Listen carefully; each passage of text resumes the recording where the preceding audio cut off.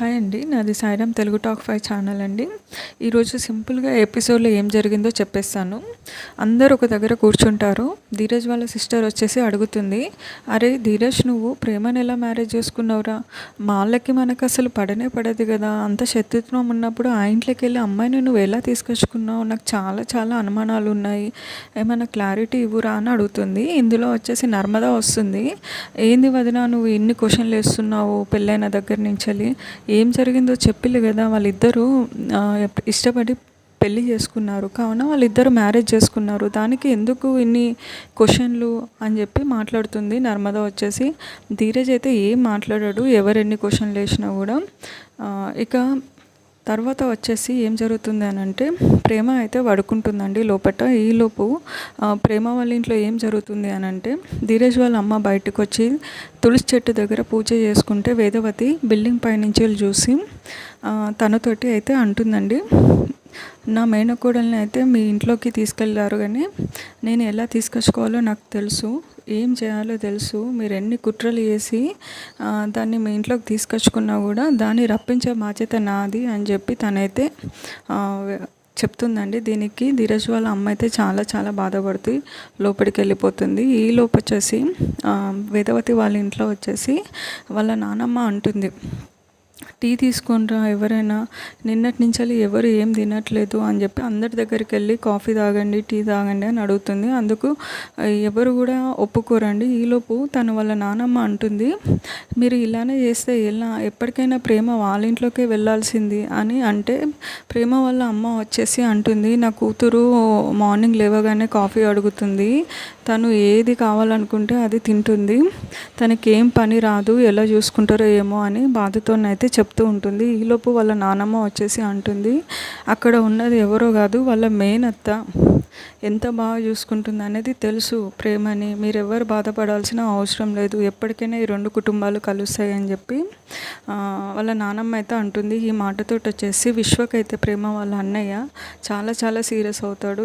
ఎక్కడి నుంచి కలుస్తారు, ఎవరు కలుస్తారు, వాళ్ళకి మనకి శత్రుత్వం ఎంతలా ఉందో తెలుసు కదా, నేను ఎప్పటికీ వాళ్ళని మనల్ని కలవనీయ అని చెప్పి కోపంగా అయితే ధీరజ్ వాళ్ళ ఇంట్లోకి అయితే వెళ్ళిపోతాడండి. వెళ్ళిపోయి అందరి మధ్యలో గొడవ చేస్తాడు. ధీరజ్ కాలర్ పట్టేసుకొని, అరే నువ్వు ఎట్లా చేసుకున్నావురా, నా చెల్లెకి నువ్వు అంటే ఇష్టమే లేదు, అసలు అది నిన్ను ఎట్లా చేసుకుంది, దాన్ని మీరు ఎంతలా ట్రాప్ చేశారో నాకు అర్థమవుతుంది, మీ సంగతి చూసుకుంటా నేను అని చెప్పి విశ్వకైతే చాలా చాలా గొడవ చేసి వెళ్ళిపోతాడండి. ఈలోపు ప్రేమ అయితే ధీరజ్ లోపలికి వెళ్ళిపోతాడు తన రూమ్లోకి. ప్రేమ హాయిగా పడుకుంటుంది. ధీరజ్ అయితే అంటూ ఉంటాడు, వస్తే ఈ లోపల అక్కడ మీ అన్న ఇంతలా గొడవ చేస్తే నీకు ఇంత కూడా వినిపించలేదు అనే లోపల ఏమొద్దు నిద్రపోతున్నవే అని చెప్పి ధీరజ్ అయితే అనుకుంటూ ఉంటాడు. తను ఆ బాధ భరించలేక గట్టిగా చప్పట్లు కొడతాడు. దాంతో వచ్చేసి ప్రేమ లేస్తుంది, ఏం జరిగింది అని చెప్పి లేచి కాఫీ అని చెప్పి అడుగుతుంది. దానికి ధీరజ్ అయితే షాక్గా చూస్తాడు. ప్రేమ వచ్చేసి అంటది, అరే ధీరజ్ నువ్వేందిరా ఇక్కడున్నావు అని చెప్పి. దానికి ధీరజ్ అయితే షాక్ అవుతాడు. నువ్వెక్కడున్నావో చూసుకో అమ్మా, నువ్వు మా ఇంట్లో ఉన్నావు, మీ ఇంట్లో కాదు, మర్చిపోయినావా, ఒకసారి గుర్తు చేసుకో గతం అంతా అని చెప్పి అంటే, ప్రేమ మొత్తం జరిగిందంతా మళ్ళీ ఒకసారి గుర్తు తెచ్చుకుని తాళిని తీసి చూసుకుంటుంది. ఆ తాళిని చూసి ఇచ్చి నా అమ్మ జీవితం అని చెప్పి మళ్ళీ అంటది. దాంతో ధీరజ్ వచ్చేసి, వస్తే నీ వల్ల ఇప్పుడే ఇన్ని మాటలు పడ్డా నేను, మీ అన్న తొక్కలగాడు వచ్చి నన్ను నా ఫ్యామిలీని ఇష్టం వచ్చినట్టు వాయించిపోయిండే, నీకు ఇంత కూడా వినిపించలేదా అని చెప్పి ప్రేమతోనైతే గొడవ పడుతూ ఉంటాడు. దానికి ప్రేమ అయితే అవన్నీ వదిలేసే, ఇప్పుడు అదంతా కాదు కానీ నాకు ఒక స్ట్రాంగ్ కాఫీ తీసుకొచ్చి ఇయ్యు అని చెప్పి ధీరజ్ని అడుగుతుంది. దానికైతే తను ఒప్పుకోడు. నా మైండ్ తినవే స్ట్రా వేసుకొని, ఎందుకు ఇదంతా, నీకు టీ కూడా పెట్టుకోవడం రాదా, కాఫీ కూడా పెట్టుకోవడం రాదా అని చెప్పి ధీరజ్ అయితే అంటూ ఉంటాడు. దానికి ప్రేమ వచ్చేసి, నాకు ఏది పెట్టుకోవడం రాదు, నాకు ఏది చేయడం రాదు, నువ్వు తీసుకొస్తావా తీసుకురావా అని గట్టిగా అరిచేస్తుంది. దీనికి నర్మదా వచ్చేస్తుంది లోపలికి. ఏమైంది అని చెప్పి, నాకు కాఫీ కావాలి, ధీరజ్ అయితే ఇస్తలేడు అని చెప్పంటే నర్మద వచ్చేసి ధీరజ్ని తీసుకెళ్ళి కాఫీ పెట్టించేసి ధీరజ్ తోటి పంపించేస్తుంది.